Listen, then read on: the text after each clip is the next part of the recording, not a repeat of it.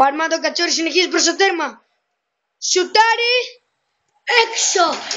Μια συναρπαστική ευκαιρία.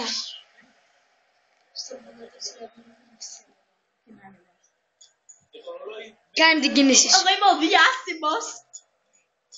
Αυτός που είναι κάνει 4-0. Ο Εμίλιος προχωράει προς το τέρμα. Αμφιβάλλω αν το βάλει. Δεν τον υποστηρίζω.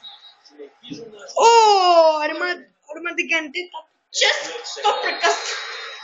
Ο Εμίλιος εκτέρει το κόρνερ. Έχω τεχνικά προβλήματα με την κάμερα. Δεν δείχνει πολύ καθαρά, αλλά δείχνει.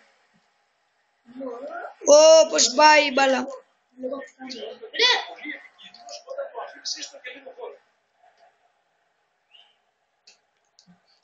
Μου είπε, είναι τόσο πολύ επικίνδυνος από τα 2 γκολ. Τα 2 γκολ είναι πολύ επικίνδυνος. Ο Εμίλιος σουτάρει.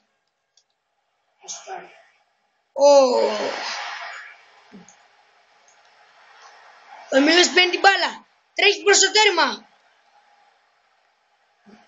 Ο Αρμάντο κόβει.